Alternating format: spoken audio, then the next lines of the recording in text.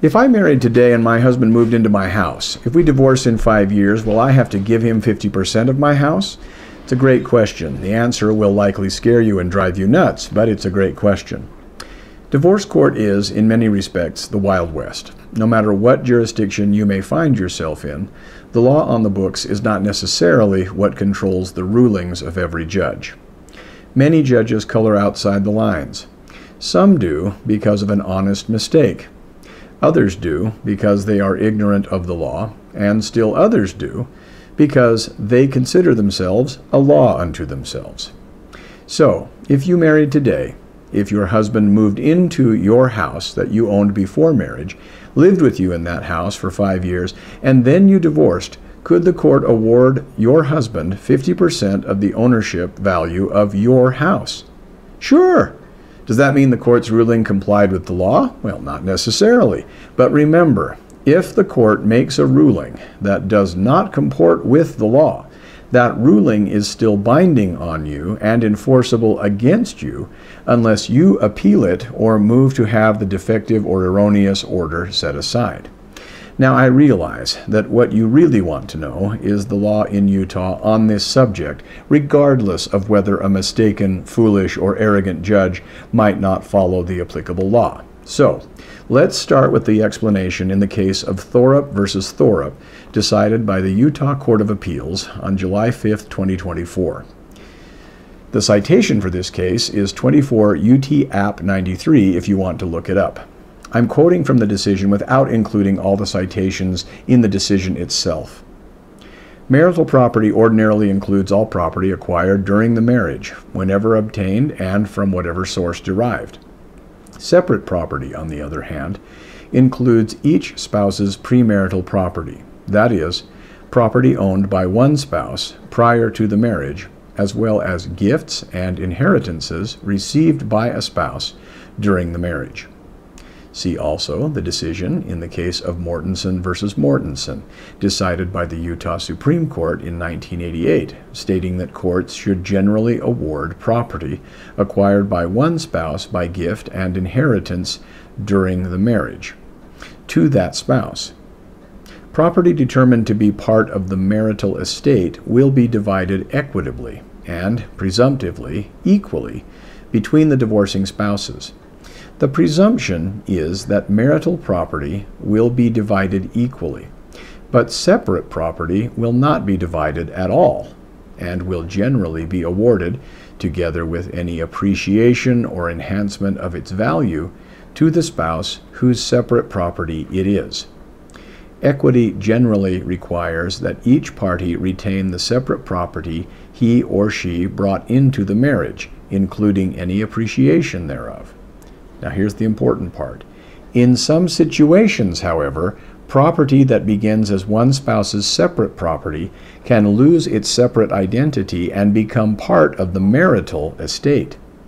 Sometimes circumstances warrant an equitable override of the separate property retention rule.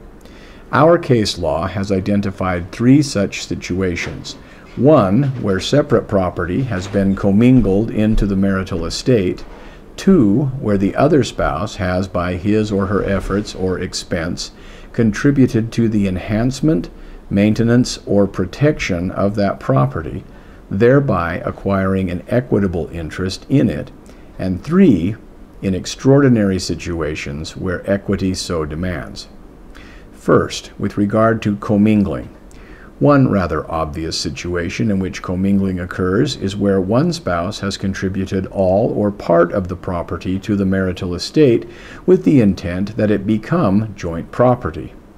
But even short of an outright intended contribution, property that started out as separate property may be considered commingled if it becomes inextricably and untraceably intertwined with marital assets. Premarital property may lose its separate character where the parties have inextricably commingled it with the marital estate. Quite important to any commingling analysis, then, is whether the property in question has retained its separate character, and this inquiry often turns on whether the property's separate identity can still be traced or accounted for. Property is commingled when it completely loses its identity and is not traceable.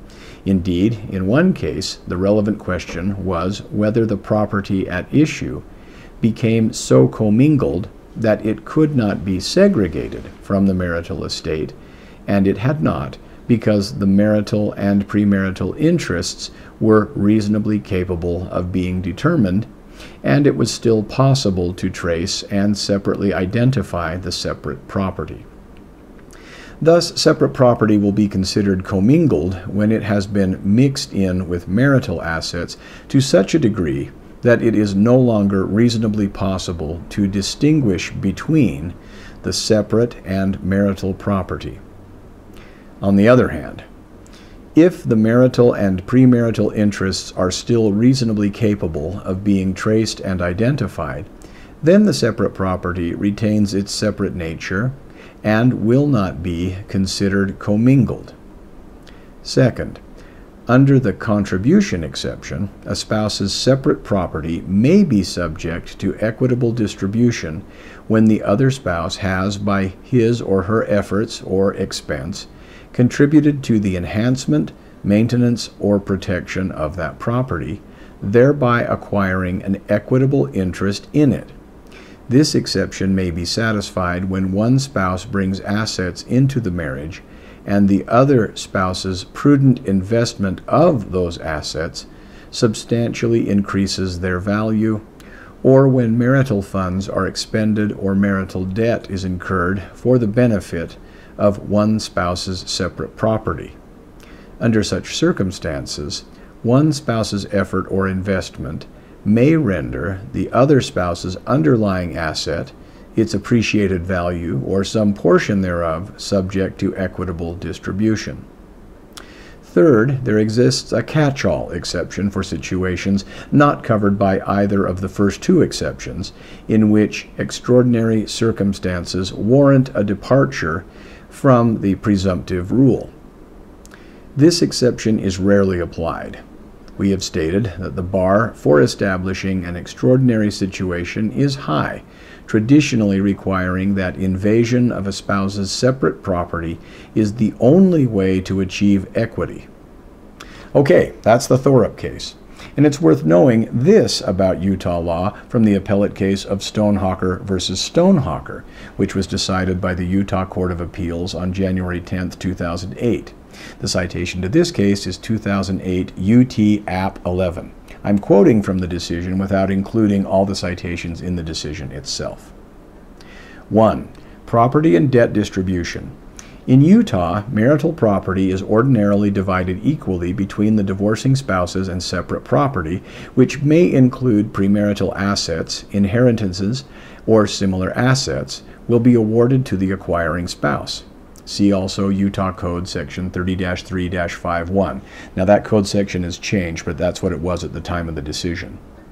When a decree of divorce is rendered, the trial court may include in it equitable orders relating to the children, property, debts, or obligations, and parties. The primary purpose of a property division, in conjunction with an alimony award, is to achieve a fair, just, and equitable result between the parties. Furthermore, in a divorce proceeding, the trial court should make a distribution of property and income so that the parties may readjust their lives to their new circumstances as well as possible. In making its determination, a trial court does not consider property division in isolation and shall consider all the circumstances of the parties in determining the distribution of real and personal property, including the obligations of the parties for child and spousal support. In making a property distribution, the trial court considers and must make findings on several issues. First, the court must identify the property in dispute and determine whether each item is marital or separate property. The trial court should first properly categorize the parties' property as part of the marital estate or as separate property of one or the other. Next, the trial court should consider whether there are exceptional circumstances that overcome the general presumption that marital property be divided equally between the parties. Where such exceptional circumstances exist, they must be memorialized in detailed findings. The trial court is then required to assign values to each item of marital property so that the distribution strategy, whether equal or weighted in favor of one party, can be implemented.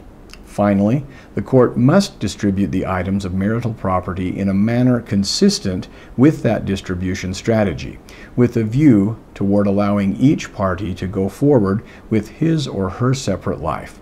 The purpose of divorce is to end marriage and allow the parties to make as much of a clean break from each other as is reasonably possible.